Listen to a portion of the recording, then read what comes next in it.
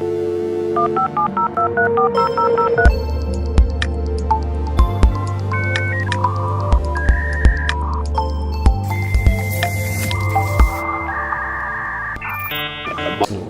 back. We're still live here from the ITWeb Security Summit 2024. Today, this time, we are joined by Nanjira Sambuli, who has come all the way from Kenya to join us at the Security Summit. Thank you so much for being here, Nanjira. If you can just tell us, what brought you all the way from Kenya to South Africa? Well, no, it was going to pass up a chance to come down to South Africa. But I came to share some perspectives on work that I've been leading across the continent on cybersecurity and digital financial systems, and especially what that means for including those who are financially underserved. So we've been looking at what's happening in 9 African countries, so South Africa, Namibia, and Zimbabwe in Southern Africa, Kenya and Tanzania in East Africa, Cameroon and the Central African Republic in Central Africa, and Ghana and Nigeria in West Africa. And across the board, just seeing what's common around the kinds of threat vectors that are being faced and what that means for both local actors and how we can collaborate as a continent to actually mitigate these threats. Awesome. And what have you found out in those 9 countries? Are there similarities, differences? Plenty similarities. And I'd say first being the kinds of threat vectors that are faced are common across them. The biggest one being social engineering. This is good old human hacking, where a human is involved in actually understanding the psychology of a would-be user and manipulating that.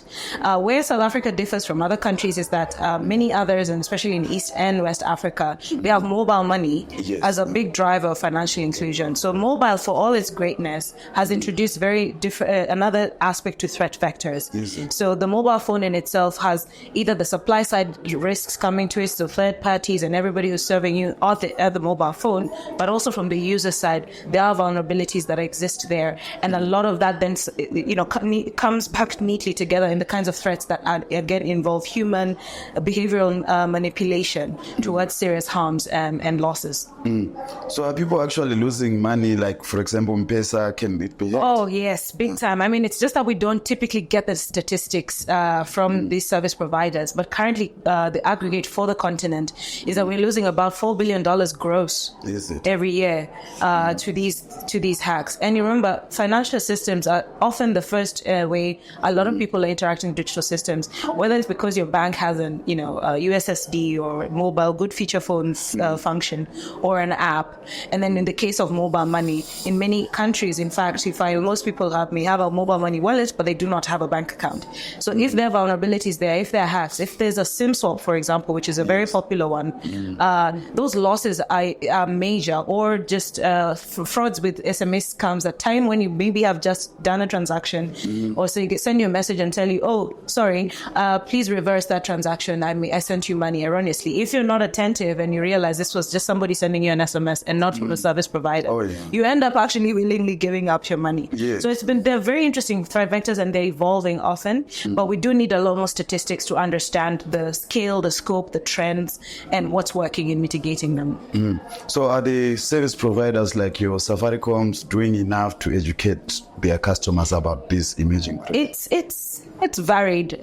Because of consumer pressure, there are lots more cyber awareness blasts, for example, that the service provider Safaricom will only call you from a certain number. There are interesting measures that have been introduced to try and increase just a bit more friction in how these kinds of scams are proliferated. But then on the flip side, you still see things like, SMS promotions. You can just pay for that service and send out blasts to so many people, and maybe you'll cast a wide net and you'll get 1 or 2 people because you're using fake promos, or you're using phishing attempts where you send a link and say, here is where your prize money is, or we have a delivery for you from your relative abroad. There's a lot of that aspect that's still very difficult to understand, but it's also not just for service providers to do alone. You need the role of governments with the regulations, with the guidelines, and most importantly with the recourse mechanisms, consumer protection, to make sure if I report a fraud attempt, there's an attempt to show that it will be investigated and some measure of recourse is there. Otherwise, people are going to lose trust in the systems altogether.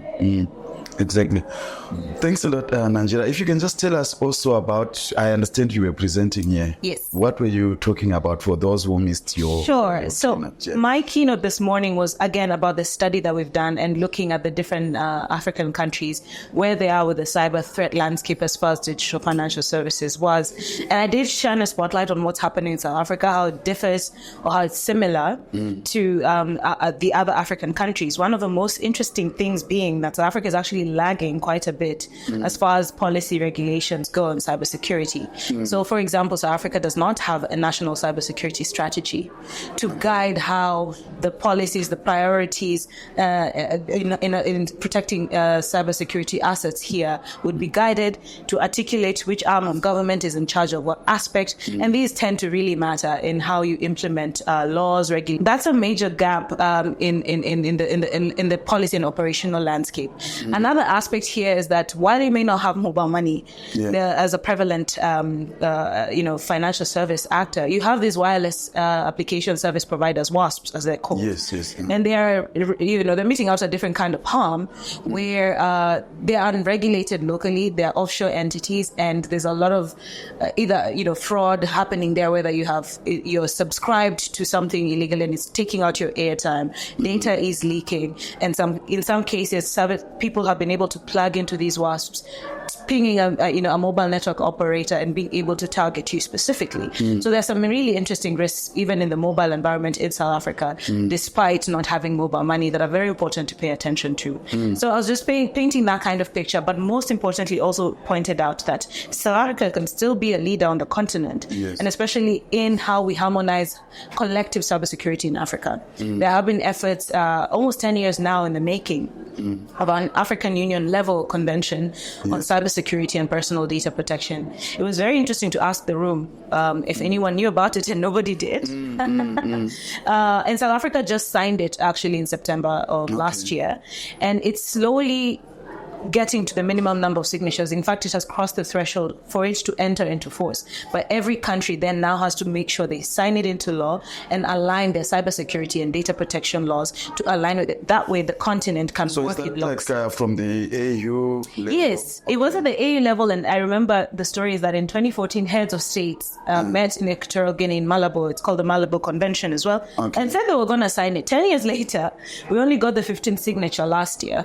It just speaks also to a bigger problem we have with how our policymakers understand this operational environment we're in, that is moving very rapidly, and how we also need to make sure efforts to raise awareness, to engage in conversations in summits like these also involve those who are making these policies, so they understand the urgency of not just working locally but harmonizing across the region. What about things like these days we've seen the rise of cross-border payments? If I'm here in South Africa, I may need to send money. I'm from Zim. Are these platforms also getting targeted by cybercrime?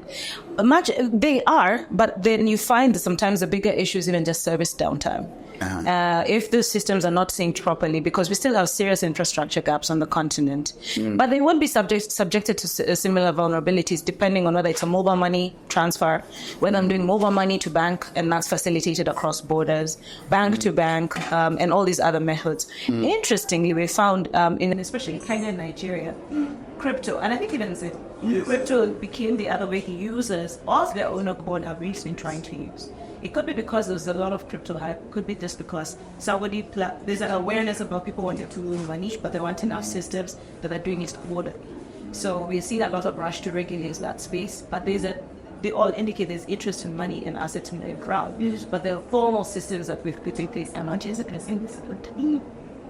Thanks a lot, Nanjira. I understand the cyber criminals are always following where the money is, so I think, it was a pleasure talking to you, Nanjira. I'm sure we will continue with our discussion as the day progresses. Thank you so much for joining us. Thank you, guys. Hope to see you again next year here.